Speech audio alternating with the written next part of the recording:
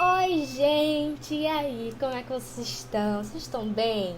Como é que tá o pai? Como é que tá a mãe? Como é que tá o avô? Como é que tá a tia? Como é que tá todo mundo? Tá tudo bem? Tudo bem? Tá tudo certo. Então, no vídeo de hoje, eu vou gravar falando como foi meu segundo período na faculdade, né? Na Universidade Federal de Pernambuco, cursando o curso de Pedagogia. Nossa, que redundância. Da roda a vinheta.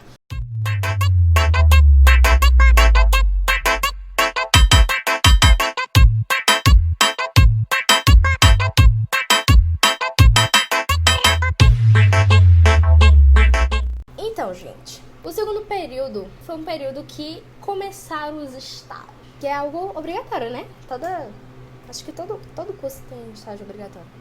Só não tem o quê? Medicina, mas medicina é residência, né? Então meio que... ou internato, não sei direito como é que funciona, mas enfim. Então, o que acontece? Conciliar estágio e faculdade tem o que a mais, né? Tem uma coisa ali. Nesse período eu paguei 6 cadeirinhas, que ficaram mais difícil, né? Obviamente, porque o negócio vai piorando, nada melhora. E salve-se quem puder que conseguir se formar, mas... A primeira cadeira que eu vou falar é a Filosofia da Educação 1. Porque existe Filosofia da Educação 2. Na Filosofia da Educação 1, eu paguei com o mesmo professor que eu paguei a cadeira de Fundamentos Sociológicos lá no primeiro período. Então, se vocês quiserem entender a trilogia da coisa, é legal que vocês assistam desde o primeiro vídeo falando sobre as cadeiras da universidade, tá? E esse foi o mesmo professor, então, tipo, a pegada foi a mesma, sabe? A avaliação foi da mesma forma, tipo, tinha que escrever um texto que ele dava uma semana pra gente fazer e apresentar um seminário. Em Filosofia da Educação, a gente simplesmente estudou os filósofos que a gente vê já no ensino médio, e as relações dele com a educação. Basicamente isso, gente. Não tem coisa de outro mundo, é isso. Se você não gosta de filosofia, vai chorar e vai chiar, porque é filosofia. É a mesma coisa do ensino médio, tá? Claro que é um pouquinho mais aprofundado e a gente vai fazer a ligação com a educação, que é uma coisa que não se faz no ensino médio, né? Fazer essas ligações. Mas é isso, basicamente. A outra cadeira que eu paguei foi História Geral da Educação. Aprendi um total de 0 assuntos. Porque a vida tem dessa, gente. Você vai ter cadeiras que você vai pagar e você não vai lembrar de nada, não vai absorver nada e não vai saber praticamente nada. Porque essa cadeira, História Geral da Educação, ela foi o seguinte: a gente teve que apresentar um seminário e fazer um plano de aula, baseado no passeio que a professora fez com a gente, né, que a gente foi pro centro do Recife, né, ali pelo Recife Antigo, e a gente tinha que fazer um plano de aula baseado nesse passeio, que era sobre a patrimônio, né, material e imaterial do Recife. O que é que eu aprendi em História Geral da Educação? Nada. Então eu vou saber falar pra vocês o que é que a gente tem que aprender nessa cadeira, porque eu não sei. Basicamente eu não sei. A próxima cadeira foi Metodologia da Pesquisa Educacional.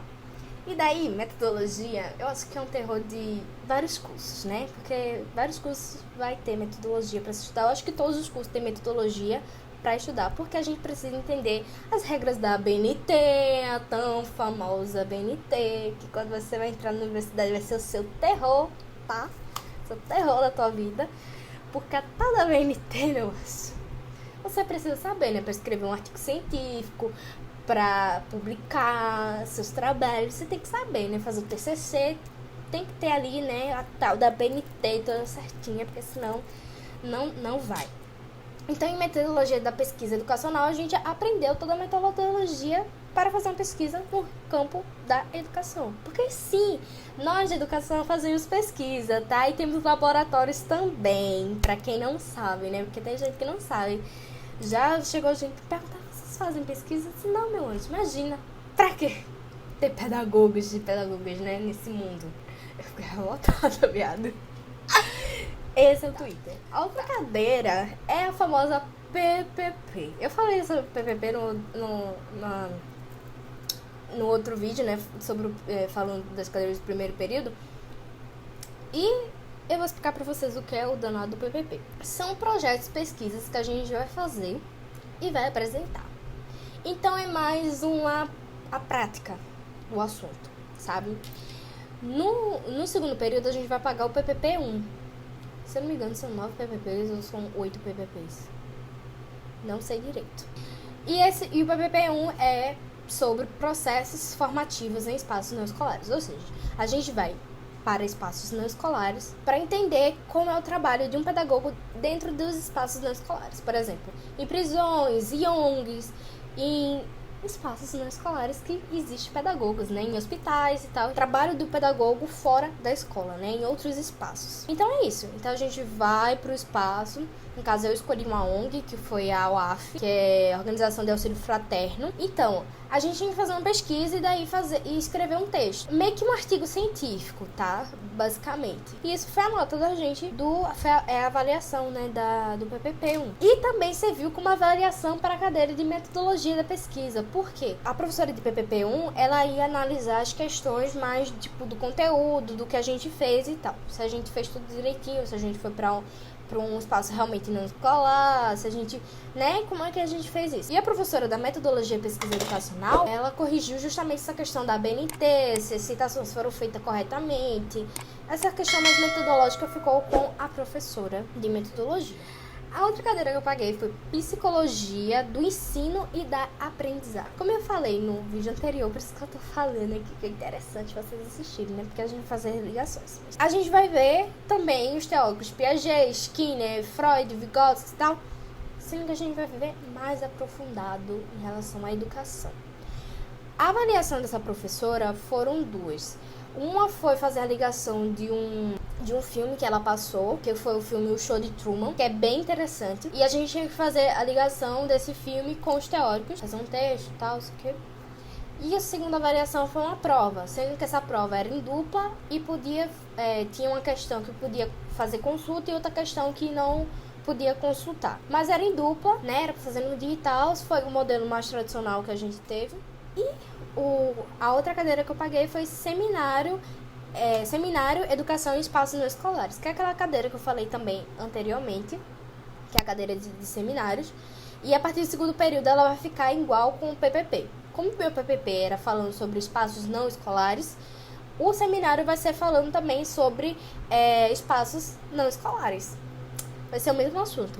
E daí a gente teve que apresentar... A gente fez uma visita no Museu do Homem do Nordeste. A gente teve que fazer alguma coisa relacionada ao museu e apresentar, ou seja, tinha que fazer um poema, ou tinha que fazer uma apresentação, ou tinha que fazer uma música, sabe? Tipo, você cria aí alguma coisa para apresentar sobre o museu, que tenha relação, fazer um desenho, sei lá, o que for. Uma história, um filme, enfim. Vocês entenderam, né? A gente teve que fazer isso e também teve que apresentar o espaço não escolar que a gente visitou e que a gente fez a pesquisa.